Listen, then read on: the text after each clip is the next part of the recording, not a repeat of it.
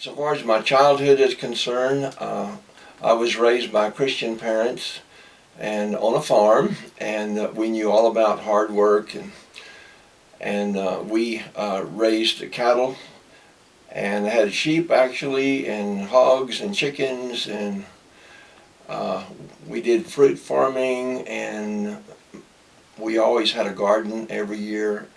And so I think the farm work really helped prepare me for athletics, because it was a lot of physical work and rather intensive at time, and repetition, and like hauling hay and stacking up these big bales of hay, maybe 10 levels high in the barn, and so we, myself and my brothers also grew up on the farm, and I think that was a great experience and prepared me for athletics, because a lot of farm boys, don't have to have the weights, and because we're getting that in our normal work.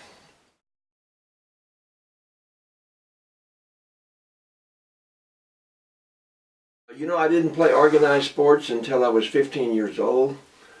But from grade school onward, we'd play like softball during recess, and I enjoyed the sports I was involved with, and seemed like I just kind of gravitated to that, and played a lot of like scrub, and we call it scrub, where we just a few guys get together and we play.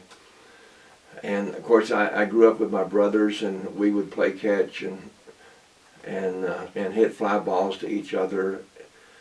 And so I didn't have any real ambition except, just enjoy where I was, and then to make the high school team later on. And but yeah, my dad was a tennis star actually. But he never played baseball, and my mom was very good in sports, and so I think us boys got a lot of our sports from the genes that we had from our parents. And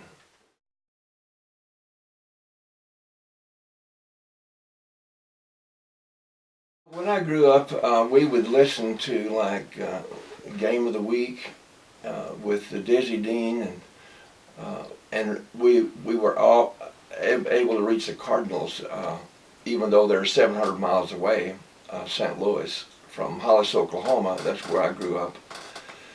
And so we would follow in the radio, and I was a Cardinal fan from way back when I was very young. And so I'd say Stan Musial with the Cardinals was the biggest inspiration to me as a young person. Yeah.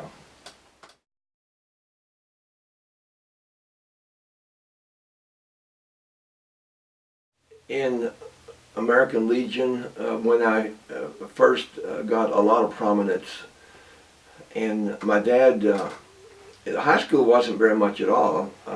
In fact, I lost 2 no-hitters in high school, and we just didn't have many players and or even good coaching. And so when I was 15 years of age, then my dad took me to Altus to try out for the Altus American Legion Club, and that's a summer program. And at that time, the first year I joined that club, they played 72 games. Can you imagine that in amateur American Legion? And the second year played 65 games. And we had great coaching. We had great players from different country schools all around Altus, Oklahoma. And we had a great sponsor, and we had really good fans, and it was just an ideal situation for a 15 and 16-year-old kid. And we won the state tournament both years that I played. And the second year, I was almost unbeatable in American Legion, so I won 19 in a row.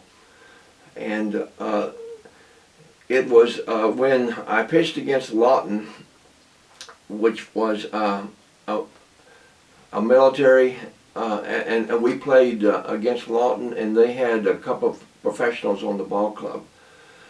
And so our game against them was scouted, not to see me, but to see some of the professionals that were on the Lawton Army Club. And so it just so happened I started the game and we beat them. And they were 17-0 at the time, and we were 25-0 at the time. And we had a great game, and we beat them. And I did quite well against the professionals. And that's when I began to be scouted. That was that game. And from then on, I was scouted, particularly by the Cardinals.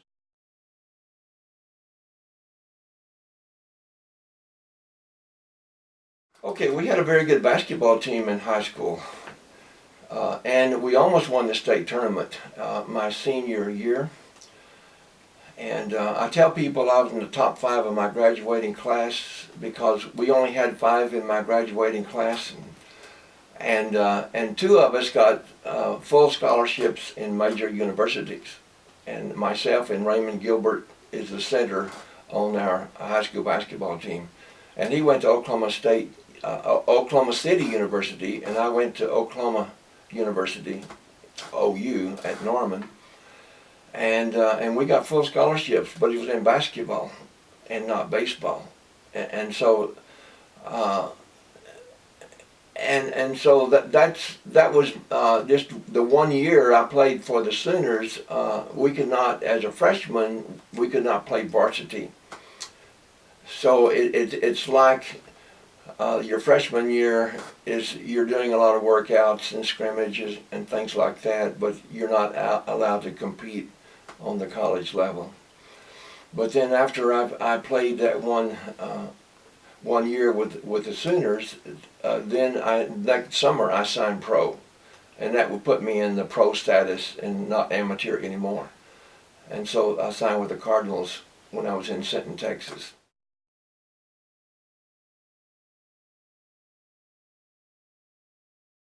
I've always been interested in studying the Bible when I was very young, and I remember even playing amateur ball, like in Sinton in 1955. It was owned by the Plymouth Oil Company, and what we would do was clean the stadium, and then we'd get paid for that. I think we got paid $400 a month, which is pretty good, at that time. And then we'd play baseball. But I remember even then we'd get through cleaning the ballpark, and I'd get up in the bleachers and I'd be reading the Bible. I always had a copy of the Bible with me, and so that was kind of natural. So as it turned out, when I signed with the Cardinals, and it was a kind of a strange circumstance because in Sinton I'd had my back was bothering me. I had some kind of a virus or cold in my back, and for 3 weeks I wasn't pitching at all. And so this was in August, and so then I started. It started feeling good, and I was throwing again, and I could throw pretty hard. And so I was walking to the dugout after I had warmed up for a good while, and a man in the dugout, in the bleacher, in the stands there close to the dugout, motioned me over, and he introduced himself as a Philadelphia Phillies scout, and he said the Phillies were interested in signing me, and they were willing to give me $30,000 bonus if I would sign with them.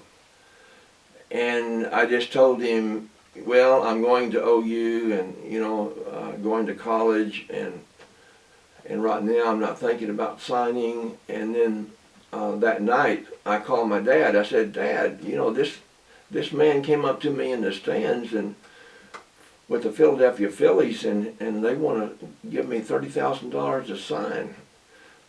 And so Dad got all excited about that. And he called Fred Hahn, who was a Cardinal scout, because we had promised him if we ever thought about signing, then we would contact him and let him know. And so Dad called Fred Hahn, and he was in Arkansas. He lived in Fayetteville, Arkansas, and he had this Thunderbird, bright red Cardinal Thunderbird convertible. This is what he drove around in. And so he got all excited when Dad called him from Oklahoma, and so he got in his Thunderbird and he went to Oklahoma to pick my dad up, and here they came to the coast in Sinton. And so that's what got the ball going so far as professional. And so when they got to Sinton, why we went out and ate a light lunch, and then we went to the ballpark pretty early. And so Fred Hahn was an old catcher. He was just kind of a short guy, and built just like a catcher, you know. And he always had his catching mitt with him, you know. So he wanted to catch me. He wanted me to warm up, and so we warmed up on the sideline, and I started throwing to him, and obviously I was throwing very good. And so Jack Trent, who was the coach of the team, the manager of the team, came up and said, well, I want to pitch him tonight, because I hadn't pitched in 3 weeks, right, because my back was bothering me. And Fred Hahn said, no, I don't think that's a good idea, because I've been throwing a good while, and just let him cool off and then start that night would not be a good idea. So Fred Hahn took me aside later, and he said, how would you like to try out with the Cardinals? And I said, well, that would be very nice. I said, when? He said, now. I said, what? Yeah, now. So I said, well, sure. Of course, Cardinals were always my team, and when I grew up, and so we packed all my stuff there in Sinton, and we took off, went back to Oklahoma, and Dad packed up some stuff, and we took off to St. Louis. And I worked out for 3 days in a row, and the workouts went just perfect. They couldn't have gone any better. And to try to give you an illustration, the first workout, they put me in the old Cardinal uniform, and I had there was a batting practice catcher, an old guy, probably 50-something years old, that caught me.